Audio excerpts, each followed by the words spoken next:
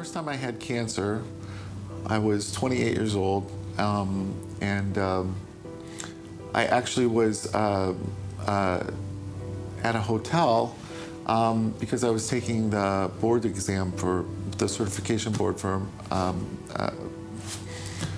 medicine, part 3 of the national boards. And I was in a jacuzzi and I got hit by a water jet sort of funny, and I got a lot of pain in my left testicle. When I actually got back to my room, I was self-examining my testicle and I found a lump. And I was pretty sure it was cancer, but I had to take the exam.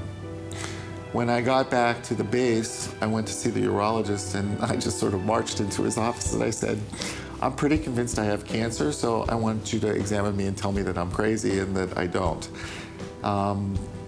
He said, let's go over and see the radiologist and have him do an ultrasound. And he said, yeah, it looks like this is cancer. So he said, tomorrow morning, we're gonna do an orchiectomy, or we're gonna cut your testicle off. That was shocking, to say the least. But it turns out that the cancer was not very malignant. It was contained, and so I just needed to have surveillance, which meant that every 6 weeks, and then every 3 months, and then every 6 months, and then every year, I would have to have blood work and CAT scans. So I went through that process for about 10 years, and to be honest with you, didn't really profoundly affect me that much. I mean, I lost a testicle, but I had another one, wasn't that big of a deal. They gave me a falsie, so it was all okay. But just a few months shy of the 10-year mark, I developed some swelling of my other testicle. And I went to see the urologist, and at first it wasn't clear what was going on. But ultimately came to find out that I had developed a second cancer, and this time it had spread. And so I was gonna need to have that second testicle removed. I was gonna need to have some major surgery to look at the lymph nodes along my spine, and I would need quite a bit of chemotherapy to be able to survive this disease. And it wasn't even clear, because it was at such an advanced stage, whether or not the chemotherapy would actually work. So that got my attention, for sure. At that point, I had just finished the residency program. I was only a couple years into my practice, and had this bright future, but I hadn't really done anything yet. And so I actually can remember begging God for another chance at life. And I feel very fortunate to have survived cancer a second time. It's now almost 15 years since I finished chemotherapy, and I'm healthy and free of disease.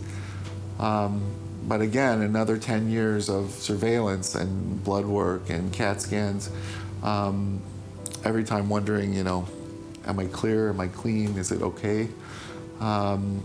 So I spent basically 20 years of my 30-year career on the other side of the stethoscope as a patient.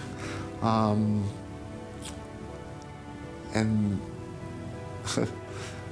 let's put it this way, I much prefer the doctor end of the stethoscope than being the patient. But being a patient taught me a lot about being a doctor. When I was getting ready to have that surgery to remove my second testicle, I had spent the whole day at the Cleveland Clinic meeting with the anesthesiologist, having blood work, and getting everything ready. It was a Friday. It was early in the afternoon when I finally got to meet with my surgeon, who had an entourage of medical students and general surgery resident, urology fellow with him. to talk about what was going to happen. So I was naked, wrapped up in a paper gown on an exam table, wrapped in paper. And my surgeon and these 4 other student doctors or residents each had the opportunity to expose my testicle and examine me and probe my abdomen. And so when it was all said and done, the doctor tells me, we're going to have to remove the testicle, and this is what's going to happen.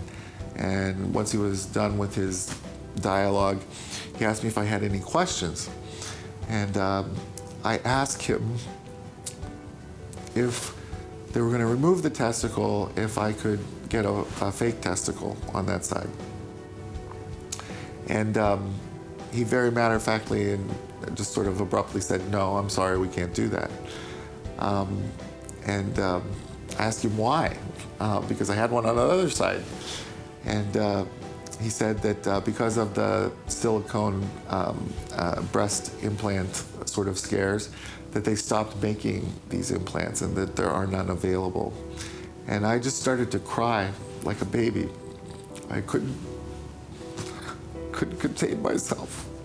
And even though they told me that chemotherapy and surgery may not save my life, finding out that I couldn't get a fake testicle was the straw that broke the camel's back.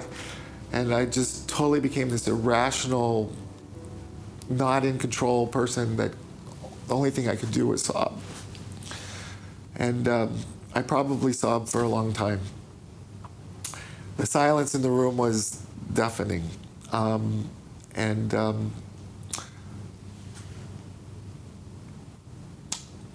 My surgeon, Dr. Eric Klein, who I thought was sort of cold and detached,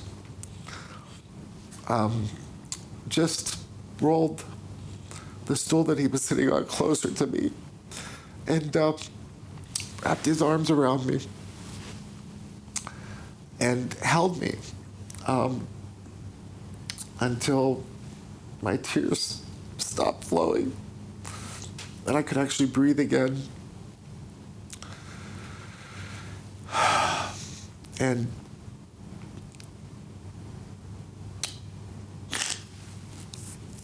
he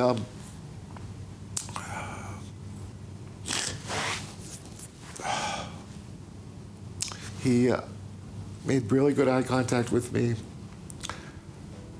And he said, look, I get that this is awful. I get that this is horrible. And it seems overwhelming right now. But I promise you that this is just going to be a great story that you're going to be able to tell at a cocktail party someday. I'm going to do everything possible to make sure that you're healthy, happy, and whole again. It's going to be okay. And somehow, he was right.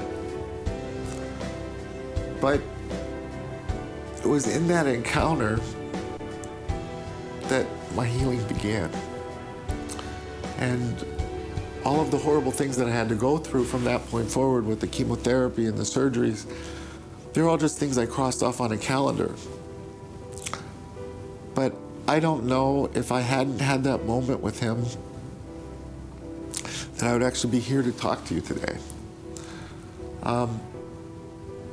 The sad part is that I didn't realize that until at least 10 years later, when a patient tried to kill me, and I realized that I didn't know what care was.